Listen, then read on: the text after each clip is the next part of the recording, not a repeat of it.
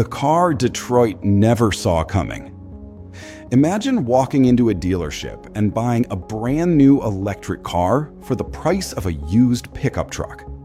Not $30,000, not $20,000, not even $15,000. We're talking about roughly $10,000. Now, imagine that car isn't coming from Ford, it isn't coming from General Motors, and it definitely isn't coming from Tesla. It's coming from China. For decades, Detroit believed the future of automobiles would be bigger, faster, more luxurious, and more expensive. And for a long time, that strategy worked. Americans bought larger SUVs, bigger pickup trucks, more screens, more horsepower, more features. But now, something unexpected is happening on the other side of the world.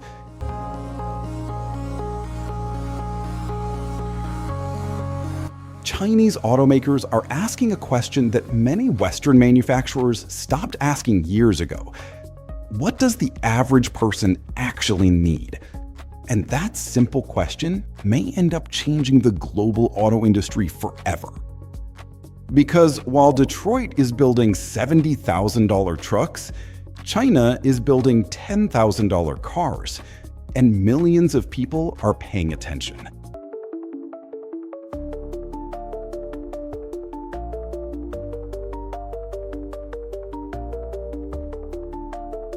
America lost the affordable car.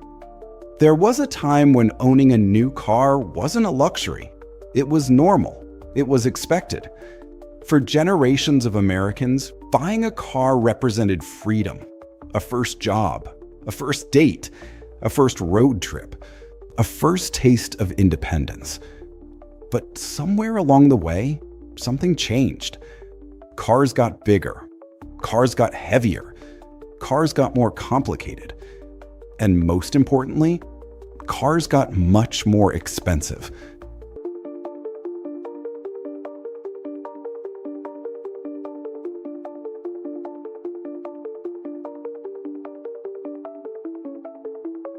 Today, the average new vehicle in America costs close to $50,000. Think about that for a second. $50,000. That's more than many people paid for their first home a generation ago.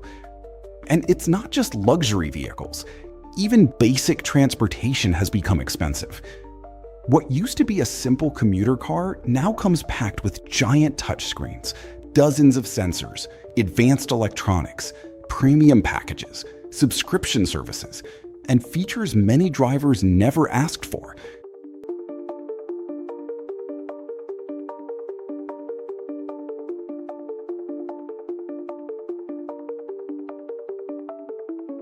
Meanwhile, wages haven't kept pace.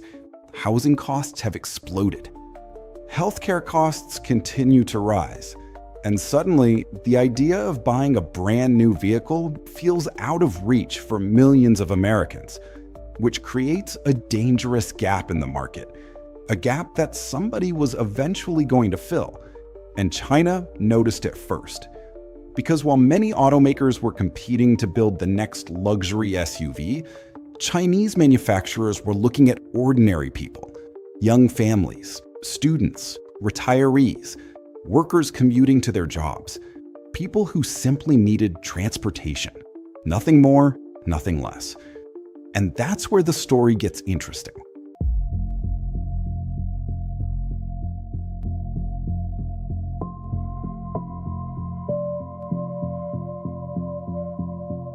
China started playing a different game.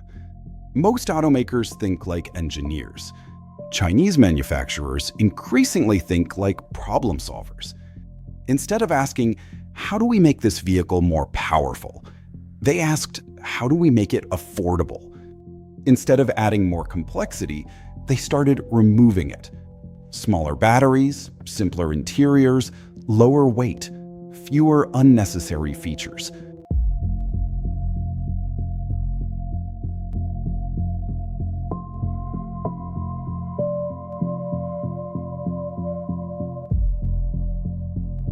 The result? cars that cost dramatically less. And the numbers are shocking.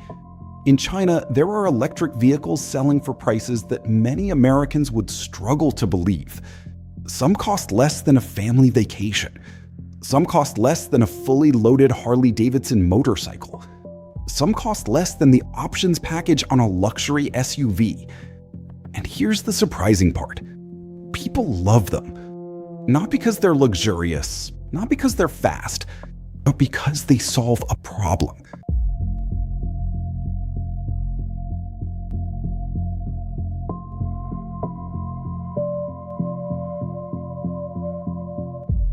They move people from point A to point B efficiently, affordably, reliably. In many ways, these vehicles represent something the automotive industry has forgotten. Transportation doesn't have to be complicated. Think about your daily routine: driving to work, going to the grocery store, picking up your kids, running errands.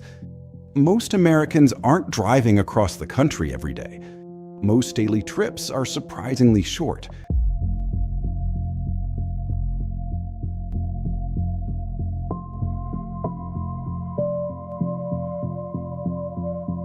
Yet we're often using vehicles weighing 4,000, 5,000, sometimes even 6,000 pounds to move a single person, carrying a laptop and a cup of coffee.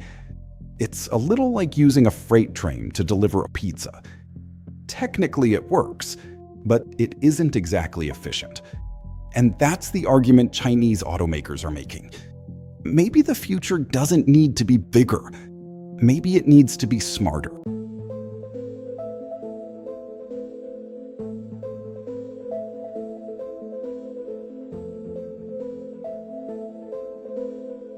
The tiny car that shocked the industry. If there was one vehicle that made the world pay attention, it wasn't a luxury sedan. It wasn't a supercar, and it wasn't some futuristic concept vehicle. It was a tiny box on wheels, the Wuling Mini EV. At first glance, it looked almost like a toy. Small, simple, minimalist. Many people laughed when they first saw it. Then something unexpected happened. People started buying it in huge numbers, hundreds of thousands of buyers, then more.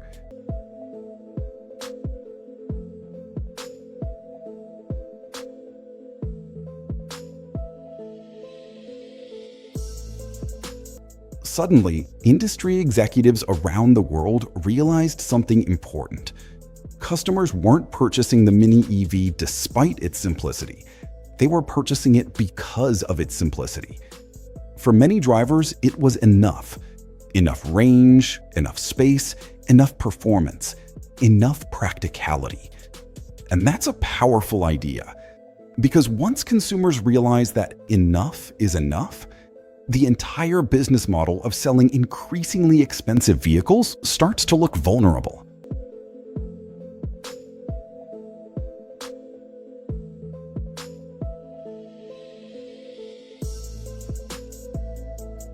And that realization is exactly why Detroit is paying attention. Because this isn't just about China anymore. It's about a new philosophy. A philosophy that says transportation should be affordable before it is luxurious, practical before it is flashy, accessible before it is impressive.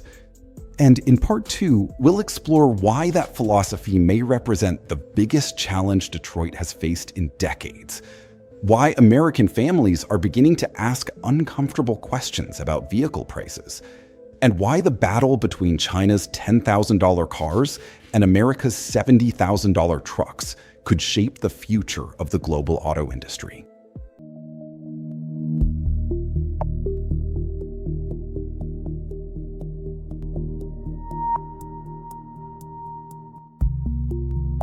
Why Detroit is actually worried.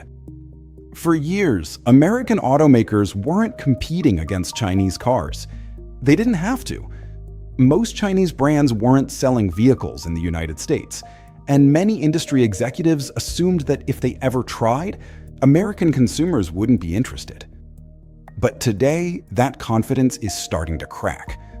Because the threat isn't simply a cheap car. The threat is a completely different way of thinking.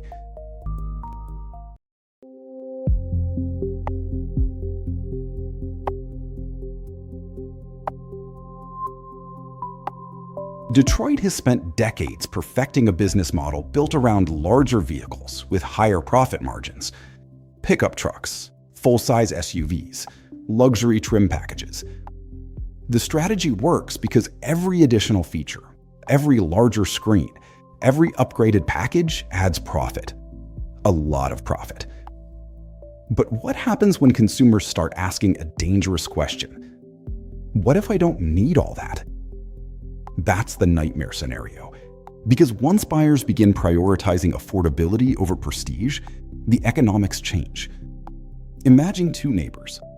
One buys a $70,000 pickup truck, financed over 7 years. The other buys a $12,000 city EV outright.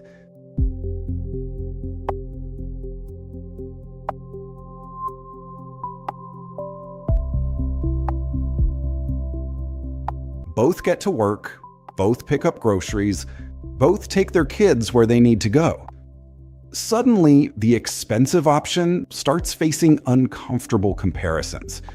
And that's why Detroit isn't laughing anymore. They're studying, they're watching, and they're preparing. Because history has shown what happens when an industry ignores a disruptive competitor. Just ask Kodak, just ask Nokia, just ask Blockbuster. The biggest companies rarely fail because they lack resources. They fail because they underestimate change.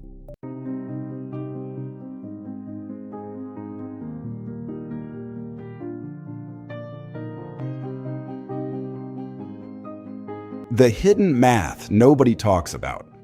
Let's talk about something surprisingly simple. Weight. For decades, cars have been getting heavier and heavier and heavier. Many modern electric vehicles weigh well over 4,500 pounds. Some weigh more than 6,000 pounds. That's approaching the weight of military vehicles from previous generations. But here's the problem. Every extra pound requires more battery. More battery requires more materials. More materials require more money. And more money means higher prices.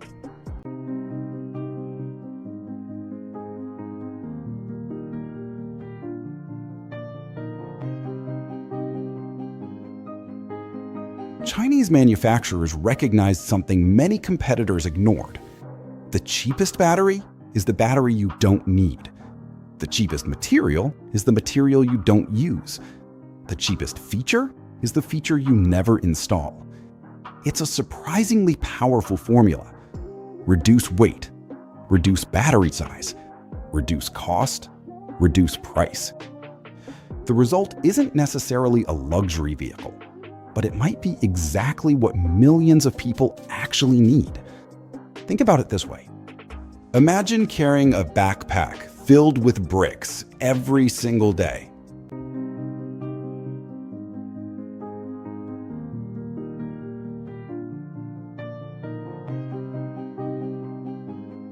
Now imagine removing half the bricks.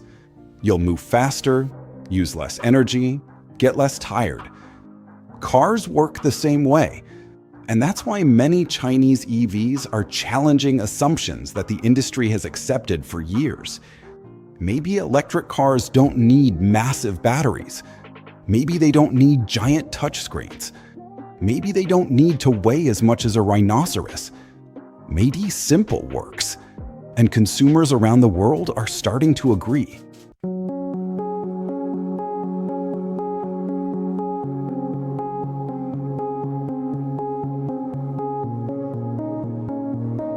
What China understands about everyday drivers. One reason these vehicles are gaining attention is because they solve a very modern problem. People are tired of paying for things they don't use. Most Americans don't spend their days towing boats, climbing mountains, or driving 500 miles without stopping. Most people drive to work, drive home, run errands, repeat. Yet the automotive industry often markets vehicles as if every customer is preparing for an expedition across Alaska.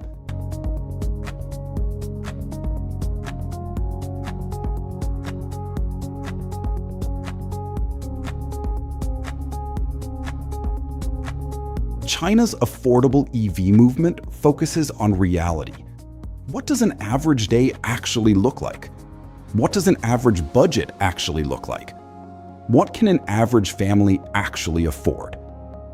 Those questions may sound simple, but they're incredibly powerful. Because for millions of households, transportation isn't about luxury, it's about survival.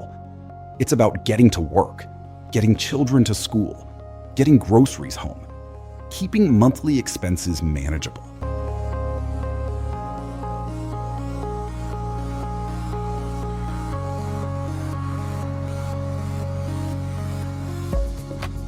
And in an era where inflation has touched almost every aspect of life, affordability suddenly becomes a competitive advantage, not a compromise, an advantage. That's why these vehicles are attracting attention far beyond China. Europe is watching. Latin America is watching. Southeast Asia is watching. And increasingly, America is watching too.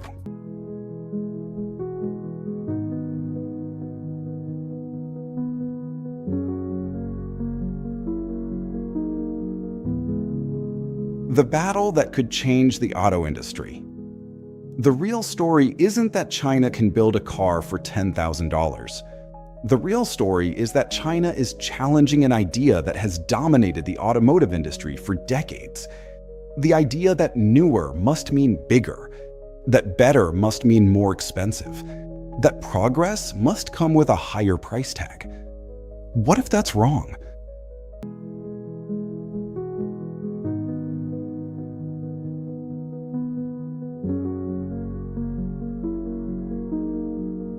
What if the next automotive revolution isn't a faster car, or a smarter car, or even a self-driving car?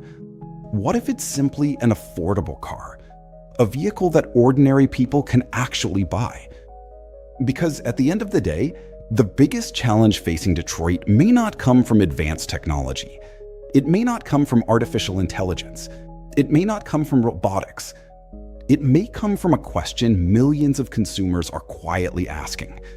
Why am I paying so much for a car?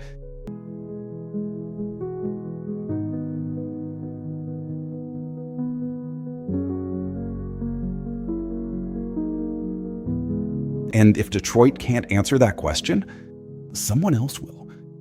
Maybe that future arrives slowly. Maybe it arrives faster than anyone expects. But one thing is becoming increasingly clear. The battle between America's expensive trucks and China's affordable cars is no longer about automobiles. It's about who understands the future customer better. And that battle has only just begun.